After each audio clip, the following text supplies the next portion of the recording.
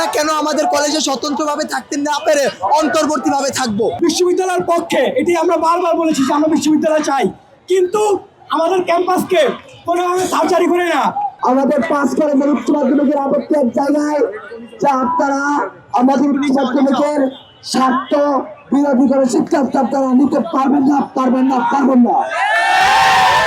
দুঃখের বিষয়, অধ্যাদেশের কাজ নাই, তারা 6-2 কয় বেদনায় তারা যে ইন্টারমিডিয়েটের অস্তিত্ব সরাসরি আঘাত করেছে, তা আমাদের জন্য নিশ্চয়ই একটা অনিশ্চয়তার মধ্যে ফেলে দিয়েছে।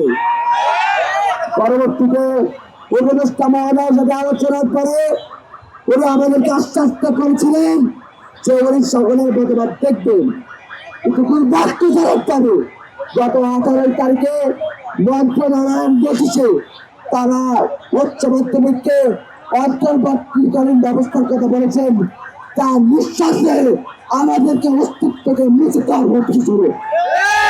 তাই আমরা আজ ক্লাস কলেজের উচ্চ মাধ্যমিকের শিক্ষার্থীরা ঢাকা কলেজ থেকে শাহবাগ পর্যন্ত এসেছি বিক্ষোভ মিছিল।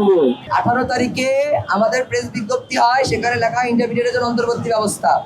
সেই অন্তর্বর্তী ব্যবস্থা যখন লেখা হয় ইন্টারমিডিয়েটের জন্য অন্তর্বর্তী ব্যবস্থা, মানে ইন্টারমিডিয়েটের জন্য সাময়িক ব্যবস্থা, এই সাময়িক ব্যবস্থা আমরা চাই না, সেটা মন্ত্রণালয় আমাদেরকে পরিষ্কার করে না। আমরা দফায় দফায় স্মারকলিপি দেই, আমরা মন্ত্রণালয়ে দফায় দফায় স্মারকলিপি দিয়েছি, কিন্তু মন্ত্রণালয় এখন পর্যন্ত আমাদের কিছু জানায়নি। পরিশেষে আজকে আমরা শাহবাগে এসেছি, ডিসি মাসুদ স্যার আমাদেরকে কথা দিয়েছে উনি আজকে আমাদের সকল কলেজের প্রতিনিধিদের নিয়ে মন্ত্রণালয়ে বসতে নিয়ে যাচ্ছে। অর্থাৎ আমাদের আশ্বস্ত যে জায়গা, আমাদের দাবি জায়গা ছিল আমাদের এই জিনিসটা পরিষ্কার করার, সেই জন্য আমরা মন্ত্রণালয়ে যেতে পারতেছি। ঠিক আছে, ডিসি মাসুদ স্যার আমাদেরকে এই কথা দিয়েছে, যদি এই সম্ভব যদি না হয় আমরা এখানে আবার আসবো, এই কথাটা আমরা দিলাম। ঠিক আছে, ঢাকা কলেজ এবং ছাত্র কলেজ সংশ্লিষ্ট যারা রয়েছে সকলের কাছে আমরা বারবার একটি বিষয় উপস্থাপন করেছি, সেটি হচ্ছে আমরা বিশ্ববিদ্যালয়ের পক্ষে এটি আমরা বারবার বলেছি যে আমরা বিশ্ববিদ্যালয় চাই, কিন্তু আমাদের ক্যাম্পাসকে কোনোভাবে সার্জারি করে না।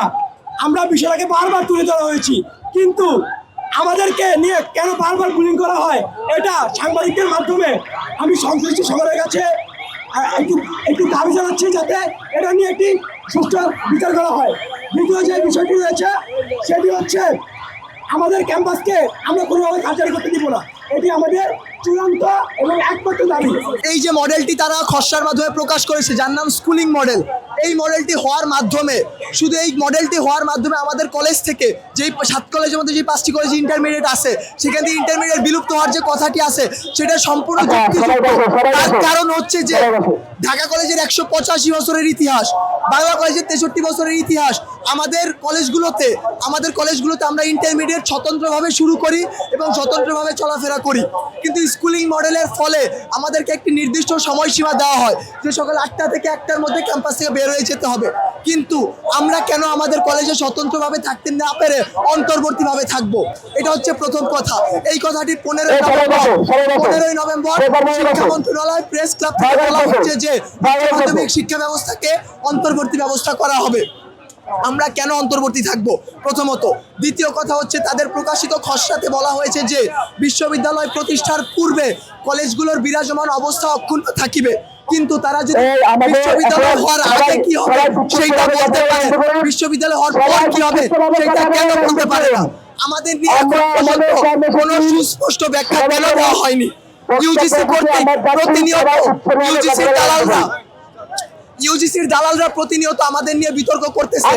আমাদের অনার্সের ভাইরা গত 2রা ডিসেম্বর আমাদের গায়ে হাত তুললো, কেন তুললো?